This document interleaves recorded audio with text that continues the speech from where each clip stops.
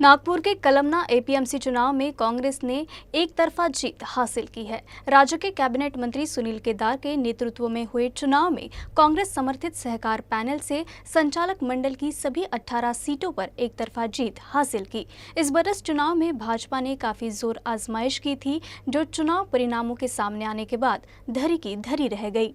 कलमना कृषि उत्पन्न बाजार समिति में एक बार फिर कांग्रेस का वर्चस्व सिद्ध हुआ।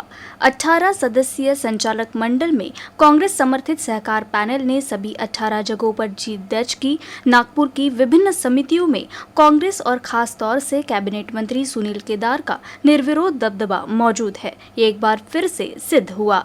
कृषी उत्पन्न बाजार समितीच्या आघाडीला या निवडणुकीत घवघवीत यश मिळालं।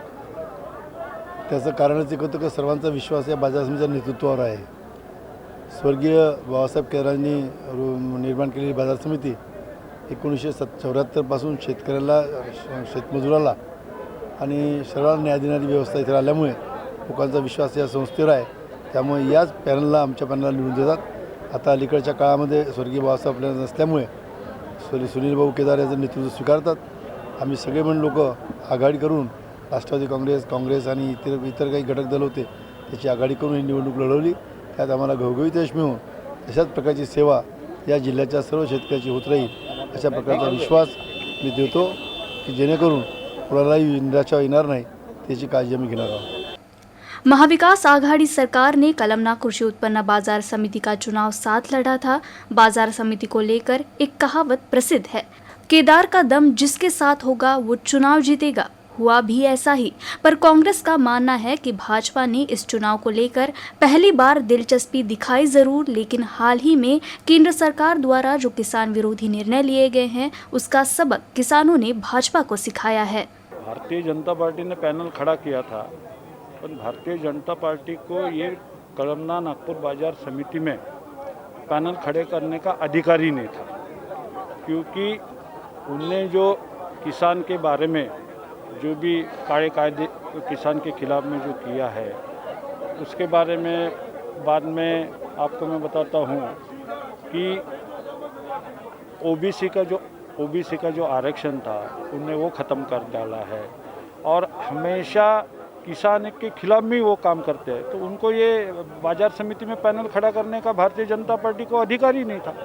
भारतीय जनता पार्टी द्वारा समर्थित शेतकरी परिवर्तन पैनल को चुनाव में जबरदस्त मुंह की खानी पड़ी है। हालांकि भाजपा ने काफी जोर लगाया था। चुनाव में पार्टी के कई वरिष्ठ नेता, कई विधायक, नगर सेवक, जिला परिषद सदस्यों ने मोर्चा संभाला था। अब जब झोली में हार आई है तो कांग्रेस की इस जीत को पैसे और सत्ता के दम हुई जीत भाजपा ने करार दिया है। भारतीय जनता पार्टी ने पूरे पैनल टू पैनल इस बार पहली बारी कृषि उत्पन्न बाजार समिति में पिछले 25-30 साल के बाद पहली बारी अपने कैंडिडेट उतारे और सभी कैंडिडेटों ने बहुत अच्छे वोट लिए।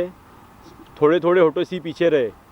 कहीं ना कहीं राज्य में जो केंद्रीय राज्य के जो मंत्री है जिनका वर्चस्व कृषि उत्पन्न बाजार समिति दिखता है, ऐसे सुनील बाबू केदार, कि कहीं ना कहीं लोगों के दबाव में, उनके दबाव में ये इलेक्शन हुआ है। पैसे का भी बहुत ज़ोरों शोरों से इस्तेमाल हुआ है और कहीं ना कहीं भारतीय जनता पार्टी के जो चाहने वाले मतदार है, कहीं ना कहीं उनको उसका डर दिखा के उनने यह इलेक्शन में अपनी जीत हासिल की है। फिर भी हम आने वाले समय में बहुत अच्छी से तैयारी करेंगे। इस समय हमें सिर्फ 8 से 10 ही दिन मिले और 8 से 10 दिन में भी हमने अच्छा प्रदर्शन यहाँ पे किया है। आने वाले समय में हम पूरी तैयारी के साथ अच्छे से लड़ेंगे। भाजपा इस बार के चुनाव से सबक लेकर अगली बार दमखम से चुनाव लड़ने की बात कह रही है। वहीं कांग्रेस का कलमना कृषि उत्पन्न बाजार समिति में दम जारी है।